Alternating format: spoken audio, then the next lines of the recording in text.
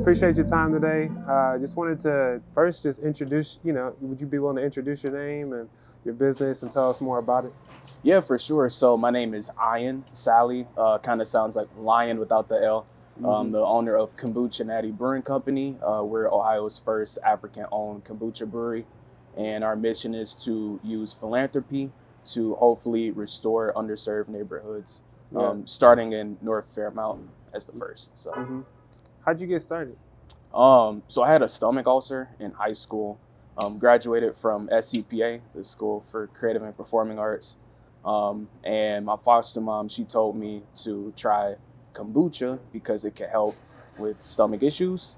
I bought so much kombucha that I figured, let me just make it myself.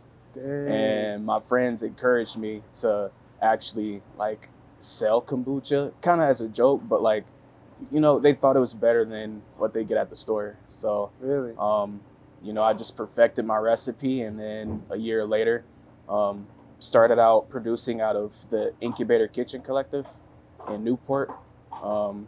Got shelf set placements in over 10 retailers, and now I'm here today. So, Dang. So wait, so you were making this in high school? Yeah, literally. Like I've been on my own since I was 17. And then, so I was home brewing in my apartment, like while going to school. Wow. So I would like go in with my lunch box, like full of kombucha, like passing it around to my classmates and stuff. Yeah. So how'd you learn how to make it? A lot of YouTube. Yeah. YouTube, reading. I went to different breweries too. They obviously don't make kombucha, but right. They taught me certain brewing techniques, Mm-hmm. and then I applied that to kombucha. So. Yeah. I feel like that, like as someone who's making kombucha, there's so many steps and it's such a long process. Oh yeah. Like, how did you find yourself to stay dedicated, especially at a young age, like 17 years old? Right. Like you got so many other things that you'd rather be doing than like brewing sure. kombucha. How did you sort of stay dedicated to that? For sure. Well, kombucha is kind of like medication for me. Like I have to drink it or else I'm gonna have issues the next day. So, sure. I guess that was enough motivation for me, and I figured there's other people that probably have the same issues. So, I mean, if I can do it, then hopefully somebody else will benefit too. So yeah. That is there like in terms of the process, is there something that is like, what's the most rewarding part or phase of the process? Definitely canning, because the fermentation, it takes a long time. It's a labor of love. And then I guess the most rewarding would just be after all the crazy stuff is done, you can up everything and see everything, the process finally close up. So then have there ever been any instances, interacting, like, because let's be real, like, there's not a lot of Black people and folks of African descent who are making kombucha. When you were telling people that you wanted to go into a business, like what were some initial reactions and responses? Definitely very mixed. So people that look like me were not very receptive to it, and it was very unfortunate because that was the demographic that I was trying to reach. But I also got a lot of good feedback. A lot of encouragement at the same time. So I guess you just take the good with the bad. Yeah. I mean, how does that, like, is there a way that you were trying to communicate and sort of create like a welcome mat for people to enjoy something? Because kombucha is not just for a particular group of people, it's for everybody. So has that been something that you've been trying to emphasize, is inviting more people to take part? Oh, for sure. So on my cans, I mentioned we're Black owned. I also mentioned Black brew culture because our take on the beverage industry is very different from our counterparts. We tend to like more sour, more fruit, more fruit forward flavors. Sometimes the other side tends to prefer bitter. And I mention that on my cans as well. The music that I use, it's always like rap, jazz, funk, even gospel music sometimes, Yeah. like, just things we can relate to. Yeah. Yeah. Wait, so say more about the music then. You're Yeah. using that as you are brewing, or? Oh, for sure. So, Okay. a fun thing that I learned about bacteria and yeast is that they respond to certain, I guess, stimulus, like in the environment, like we do. They're obviously not going to like start jumping around and dancing or whatever, but like if they Yeah. hear certain music, then they'll be more active. Mm-hmm. It's just like positive affirmations, right? If you speak good things to it or put good energy toward it, then it'll be more active. But if you're constantly like, oh man, this thing's taking forever, or if you're playing like depressing music, then it might not ever ferment. So Yeah, that's so fascinating. Yeah. Dang, like, I mean, it's similar to like growing plants. You know how a lot of people Yup. say, like, in your house you want to play good music, or you want to speak life into your plants, and it helps them grow. yes, sir. That's really fascinating. Mhm. So why do you think that it's important, outside of the health benefits to you personally? Why is it important for other folks to be involved and to support the kombucha practice? Our culture, statistics actually show that we're more likely to be affected by dietary ailments for a multitude of reasons. Could be where you're located. It might not be healthy food options. Could be culture, like, oh man, that's like white people food or whatever. Mhm. Like, when in fact it's just food that anybody can eat. So I would say we need it the most. I feel like a lot of people that I know, especially people in my family, like have similar stomach issues. Yeah. And then for immune health as well. So if you can fix your gut, then that also fixes your immune system at the same time. So Yeah. yeah. That's beautiful. Mhm. And so, you're operating in sort of a niche market in a small city, a small town. Mhm. Is there, any advice for other folks who are potentially operating in like a niche market, specifically for Mhm. people of color? Listen to God a lot. Like, Mm. listen for God as much as you can, like whether you believe or not.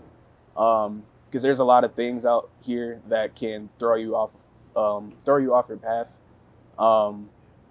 So that's the first thing. The second thing, know who you are, because again, it's a lot of stuff out here that could throw you off. Yeah. Just make sure you do your market research, know who your fans are. There's no such thing as bad publicity. Even when people talk negative, that's still technically good publicity. Giving people more things to talk about. Yeah, So, for sure. No, I get it. No, Yeah. I've heard that before, for Yeah. sure. I think it's really fascinating where you started. I feel like a lot of this is sort of happening very quickly. Where are you operating currently right now? At So you're Findlay at Kitchen. Findlay Kitchen. Mhm. Where do you want to grow? Where do you want the business to Mhm. grow? So the goal is to build a production facility, hopefully out in North Fairmount, but Yeah. anywhere in Cincinnati, and then get national distribution as well. So, Yeah, nice. Mhm. And talk to me a little bit about the flavors that you have. Mhm. So my concept is healthy beverages should still taste good. They like, just because a drink lacks flavor doesn't make it healthy. It just means it doesn't have flavor. So, a lot of my drinks tend to taste more like soda and not like typical tonic water. And when most people think about kombucha, they think of, oh man, that tastes like vinegar, or it's too carbonated, Right. But my approach is different. Mhm. So I have flavors like pineapple lychee, and that appeals to a different demographic. Maybe you like more sweet, more sour. I have cherry ginger beer to appeal to people that like spicy flavors. All sorts of unique, different combinations. Yeah. Where are you getting the ideas to combine these flavors? Is it just based off intuition? Are you doing research? Like, Mhm. how are you figuring that out? So there's research involved, but I also was a kitchen manager at a few different restaurants around the city, and then that's where I developed my palate. Mhm.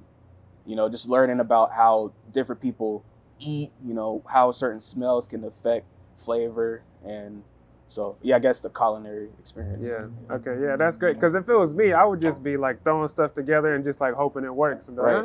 okay, cool. I actually did that one time, Yeah. and it ended up being the best flavor Really? kombucha. It's called mixed berry. And then I literally took every red berry that you could think of and just threw it in a pot and bam. And then it worked. Yeah, it worked like That's first try. amazing.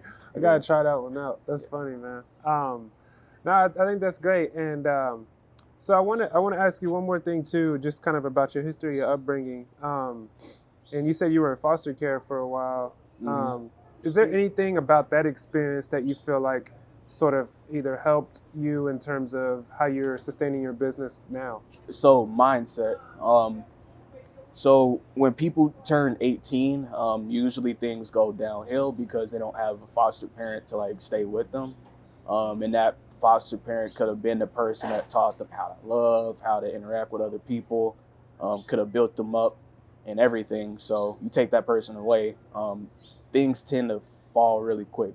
So I guess for me, it just made me more tough, mentally prepared to deal with this market. Not Findlay specifically, but just like the Cincinnati market, mental toughness for sure. And then is there anything that, what you're saying about Kombuchinnati is obviously it's for everyone, but you want to expose, people of color, Black folks to this industry and this lifestyle too. Speaking more broadly, what else do you sort of hope for? It's a big question, but is there certain things that you want to see for the Black community moving forward? Being more receptive to new brands would be a major thing, because I've been around since 2019, and I feel like people are like just now finding out about me in our culture, but just being more receptive to like health in general. It's kind of funny because I've had people like kind of fight me on the kombucha thing, like, oh man, that's not for us, it's for the other people. I'm like, probiotics, they don't know. They're just trying to help your stomach, Exactly. So that's a great point. Yes, sir. I appreciate your time, man. This has been awesome. That was really insightful, and I need to try that mixed berry flavor. For sure, yeah.